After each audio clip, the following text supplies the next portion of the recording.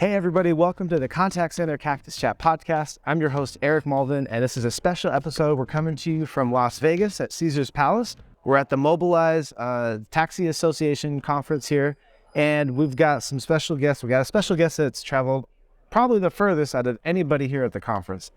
Jason Lawrie from Australia, all the way from what part of Australia you guys in? Adelaide in South Australia. Adelaide, all right. You guys just beat our Phoenix Suns in a preseason basketball game. Saw that. It was quite impressive. So, all right. Well, we're excited. We're going to be talking today about their business, SmartMove Systems, and what they do to help taxi companies and fleet operators in Australia and soon in the U.S. And so why don't you introduce yourself to the audience here. Tell us about SmartMove and what you do there. Okay. Well, I'm Jason Lawrie, the CEO of SmartMove. We've been creating a taxi dispatch system over the last 17 years. We're in about 130 fleets across Australia and New Zealand, and fleet sizes that range from 2 cars up to over 200.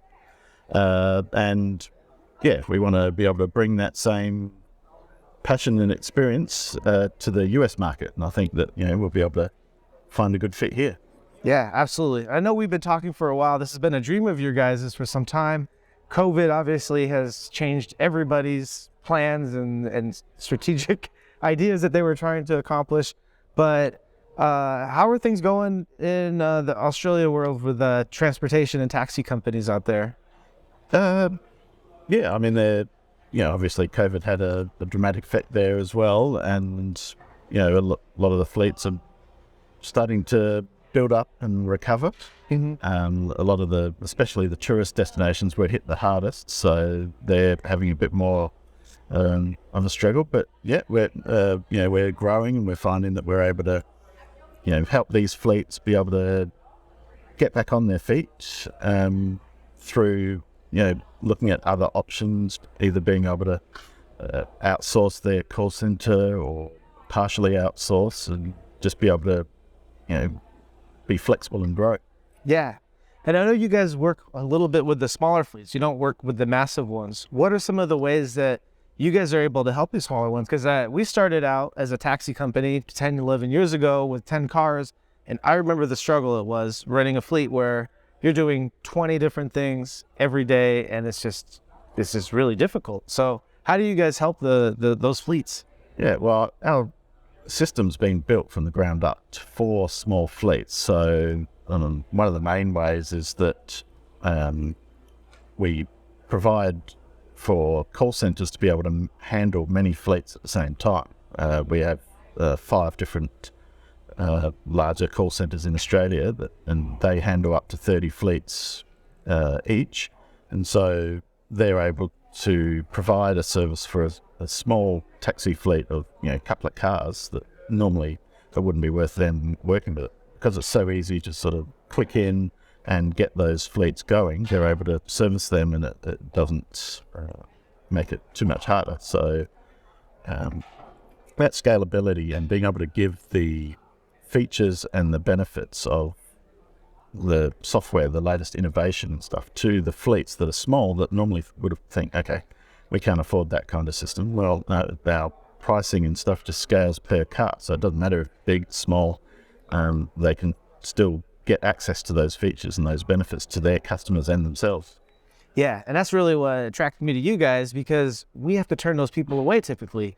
When they only have 2, 3 cars or 5 cars, it's really not in the budget to afford a full-time call center agent taking calls when, many times these guys the drivers are the one answering the phone, or the owner, and, he's juggling that. So they know that they need to get this off of their plate so they can grow their company. But how do you make that jump? And it sounds like you guys really helped companies figure that out. Yeah. And there's been so many companies that have said, once they've come with us, it's so much less stress, and they say, we should have done this years ago, just because they are juggling so many things. But we try to let them get back to what they're good at, which is both either driving or growing their own business, not having to worry about other different aspects that may not be their main business. Yeah, that's what we're always telling people. Like, you did not start a taxi company to start a call center, but here you are trying to manage it, and it's taking up all your time.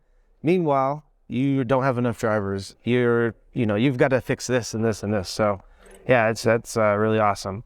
Another thing about you guys, so when we talk about on the podcast, we like to talk about customer experience, and you guys play a huge role in that. So what do you guys do to make the customer experience really great for the end customers for these fleets? Yeah, well, we provide because we've got 130 different fleets, we've got lots of different options for the fleets to be able to tailor the experience the way that they're used to working. So we provide a lot of rules for the fleet so that they can say, okay, if so-and-so rings in, then make sure that this automatically gets set because they always want this driver or something like that, so that even though it's being outsourced to another call center, that kind of local knowledge is translated in there and it's never forgotten. Mm-hmm. So that's one key aspect of still providing that small business service, but with a sort of expanded concept. We also have a lot of ways to be able to do bookings. You've got the apps, we've got websites that can be tailored. To particular hotels or medical centers or airports and things. So fleets are able to set those up and get that so that their account customers can have a great experience, track their own stuff. Mm-hmm. The apps we try to make as customer friendly as possible. We integrate with either our own IVR or other IVR systems to make it so that they don't have to wait on hold in busy times. Mm-hmm. And a lot of other settings to be able to balance the drivers being able to get to booking in an efficient way, notifications, SMSs, whatever communication works best to be able to, so the drivers can connect with those customers and give them the best experience possible. That's incredible, because I know a lot of these smaller fleets, without a system like your guys', it would be impossible to be able to offer all of those booking features and the notifications for the customers. So yeah, that's really incredible. Do you have any stories about success stories from Australia where they were able to, like a small fleet started with you guys, they were able to get things loaded off and then they were able to grow because they could focus on growing? Yeah, I mean, we've had a number of fleets that have sort of, people have come to us and said, we're only a couple of cars, can we sort of get started? I think one of the biggest growth stories, we had a fleet that started with just a couple of cars in Canberra, mm-hmm. capital of Australia, and they grew to, I think, 150 cars. Wow. So, I mean, if COVID had a bit of an impact, they're still up there, over 100 cars. So, we've seen quite a few success stories where, start small and they had ambition. So they managed to pull it off. So, we're happy to be able to be part of that and help them, and the growth wasn't a problem because we were able to just, okay, you want a new cars, pop along. Yeah, and it's really easy. Yeah, that's great, because I feel like, because we've started the call center, we've been running it for about 7 years now, and we've seen a lot of that from our own clients too, where now they're not managing the call center and they're able to start doing some of the business goals that they wanted to do, whether it's adding on another service or going after another market or even acquiring other companies. They're able to focus on that. So I'm with 130 fleets, you said, right, in Australia? So I'm sure you've got plenty of stories like that across the country, I'm guessing. Yeah. And, mostly we've focused on the sort of regional areas of Australia because there's lots of small towns all around. And, that's where we started and that's where we've grown and that's why we've got so many fleets. And, so many of them are just, sort of local, into the local area, giving back. And that's where we had to sort of make sure that we give them all the benefits and just being able to take that load off and reduce the amount of time that they're putting into, invoicing and doing all the back end stuff so that they can just take that focus and say, okay, well, how do we make this better? Yeah. I think that's been a big realization from the whole industry over the last 5 to 10 years, and maybe almost by force. Like, you have no choice. If you don't figure this out, your competitors are figuring it out and you've got to catch up. Otherwise, you're not going to be around anymore. So, and it's the customer service that's going to make people sort of stick to you and, have that loyalty of, okay, I know that they give good service. I'm just going to keep going back to them. So, yeah, let him focus on that is. Yeah, definitely. Well, how did you're with being the CEO, how did you get this started? What got you into running a dispatch system in the taxi industry, like SmartMove? Okay. I mean, I only took over as CEO in the last couple of years. My former boss was on there. He had a couple of people from the taxi industry come to him and say, we've got this idea of running a taxi system using a mobile network rather than radio-based, which 17 years ago was quite innovative. Yeah. And so he looked at it and thought, well, that's a good idea. So we got a patent on that and sort of moved forward with the software development. We were a software company at that time, a defense contractor. So it was quite a different idea. And so then started growing, found a few fleets that were willing to take a chance on this new concept, and grew from there. So I was a software developer at that point, helping to build the thing, and so recently he retired and I took over as CEO. Okay, software developer to now running the company. So the software development's in my blood. I mean, our company is still software development at core, but it's just focused on taxis. I think more than 60% of our employees are software developers. So, keeping the system innovating and adding things is very much part of what we do. We want to improve constantly. All of the ideas and the things that we put into our software generally come from our customers saying, oh, can we do this? And we go, oh, that's a great idea. And that'll be useful to, all the fleets. So we add it and, the system gets better and better. Yeah, that's great. Where do you see because you've been a part of a lot of the change in Australia and now trying to bring it here. Where do you see the industry going in the next 5 to 10 years? If you could even predict that far. I know it's changing so fast, so it's kind of hard to see that far out, but. Yeah, well, I guess continuing to focus on giving customers that good experience is key to getting to the 10 years.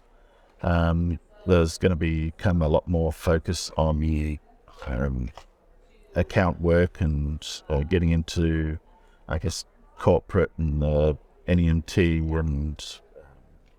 and, providing services and capabilities that allow them to be able to get the information they want and be able to self-manage their own bookings to a certain extent, because they want to be able to get to that information. They want confidence that the booking's gone in, that they know that it's going to be coming, and be able to control all of that. So that's a lot of what we're building in the short term.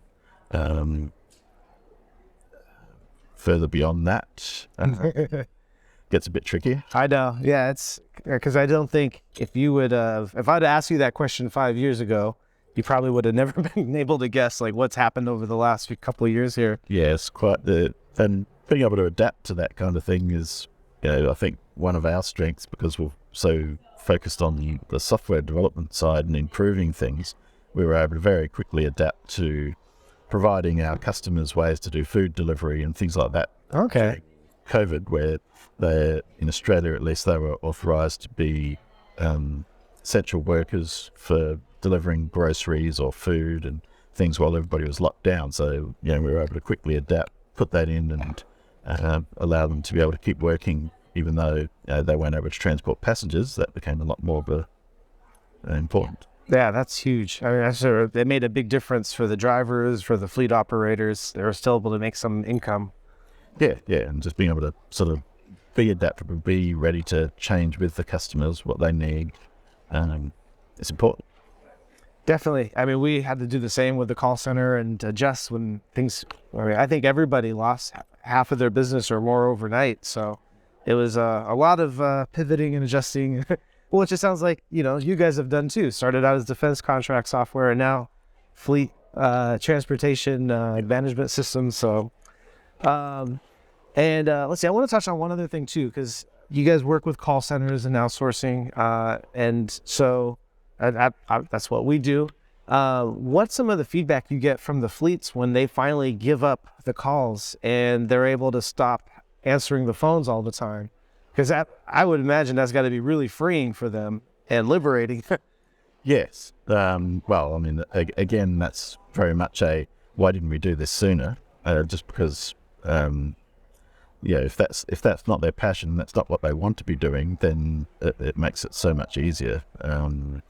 It also becomes quite cost effective as well, because running a 24/7 call center when you've only got a few cars is very cost prohibitive. So, we've been able to have it so that if they really want, they can take calls during the busy times and then offload during the other times. A lot of fleets sort of start out that way because they think, we still want to be able to do ourselves during the busy times. Almost all of them inevitably go fully remote because they just find the quality's still there, and it's easier. So, okay, we'll try it for a while and then, Yeah.